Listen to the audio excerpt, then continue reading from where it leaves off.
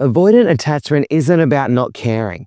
It's about being scared to death of caring too much. According to attachment theory, developed by John Bowlby, avoidant individuals learned in their childhood that being close to someone equals vulnerability. They would have to open, and opening up means the risk to suffer pain. It's like giving someone the password to their bank account. Do you just give your bank account to anyone? No, you would give it to someone that you trust a lot. So now, even in adult relationships, avoidance, when they test you, they're not just testing to play games. They're testing to see, will you abandon me? Will you control me? Will you support me? Let's break down 4 of the most common yet unconscious tests and how you can score A+ in the avoidant tests without playing any games or losing yourself in the process. Number 1, the vanishing act. If I disappear, will you chase me? Everything's perfect. You're both in love. There is intimacy, long conversations, then poof, they pull back. They cancel plans. And the more you chase them, the tighter you hold, the more they slip away. It feels like trying to catch a really slimy fish. This is because every time the avoidant feels good, their internal alarm goes off. This is too good. It's about to get bad. I better get out of here before they hurt me. Avoidants often see intimacy as a threat to their independence. So they ghost, not to hurt you, but to go back to their comfort zone. Their subconscious test. Will you panic and chase them? Confirming their fear of losing themselves in the relationship. Or will you stay calm and react from a place of secureness? Here's how you can pass the test. Think of the avoidant like a scared little puppy that runs away into the bush. Don't yank it out, don't force it, and don't go away hoping it will follow. Just sit close, relaxed. Let them peek out when they're ready. Let them come to you. Trust me, this works every time. Number 2, can you handle me without trying to fix me? You ask a simple question, suddenly they're annoyed. You make a small mistake and they act like you lit the house on fire. This is when your partner starts to feel annoyed and irritated. They're actively trying to mess up a good environment, so they intentionally make the behavior worse. This is their fight or flight system getting triggered in response to closeness. They're trying to create distance.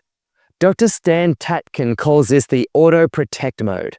Avoidants often experience closeness in relationships like a heat lamp burning too hot. So this is their subconscious test. Will you lash out and prove closeness causes chaos? Will you try to force them to open up and try to fix their mood? Or will you stay grounded? Will you stay calm and don't let their behavior negatively affect yours? Here's how you pass the test. First, understand this. When an avoidant starts nitpicking, picking fights over nothing, or getting cold and irritable, they're essentially saying, let me act like the worst version of myself. Let me manufacture tension. Let me make this whole thing feel unstable. Will you stay calm and prove me wrong? Or will you become another source of chaos and prove me right? Here's what you should not do. Over-explain yourself to soothe them.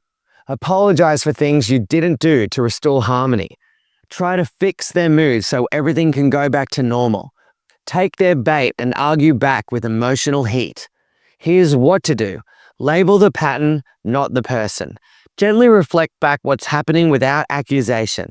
Avoidants respond best when you narrate the moment like a neutral observer, not a judge. Set the tone, don't match theirs. If they're cold, you stay warm. Not over-functioning warm, just emotionally steady. Think of it like being in a boat during a storm. If they're the waves, you be the anchor. Your goal isn't to calm them down. Your goal is to not get pulled into the storm. Do not react, regulate. Number 3, shutting down deep talks. Will you force me to open up? You try to talk about feelings. You try to have a deep conversation. They change the subject, smile it off, or go blank. Avoidants are emotionally unavailable, and yet at the same time, they are overloaded with emotions. Emotions powered by their trauma and childhood wounds.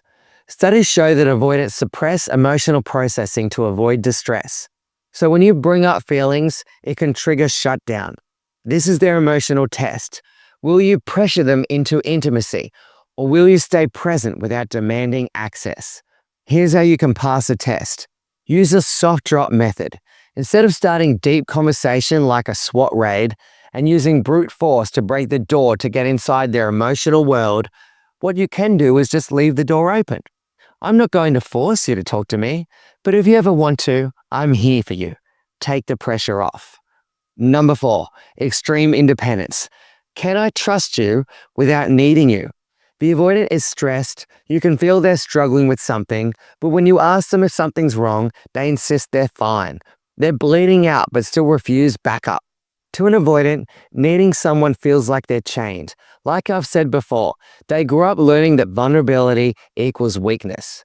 Research consistently shows that avoidants prefer self-reliance and don't like to rely on closeness. They often see help as a threat, like it comes with a price.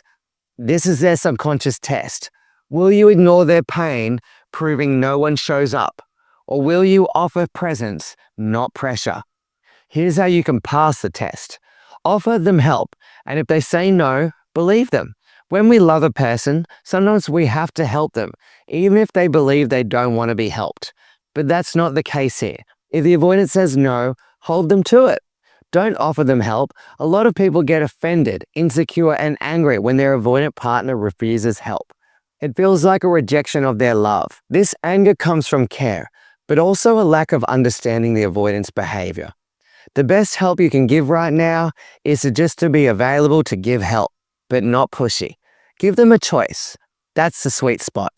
Support without forcing it down their throat, and that's how you ace their test. Here's the truth. Avoidants don't test you because they're trying to break you. They're testing the only thing they've ever needed, emotional safety. They want to know, can I be close to you without being consumed by you? So your job isn't to perform, it's to be steady. Not to chase or disappear, but to stand your ground. Let them regulate, and when they come back, don't punish. Don't over-explain, just be you, consistent and whole. If you're someone that wants to heal from a relationship with an avoidant attachment style person, and you know you're carrying traumas, or you want to create a space to meet someone new, or maybe you want to get clarity in the relationship you're in right now, then just click on the link below and you can be one of the 5 people to apply and be accepted into a one-on-one call with me.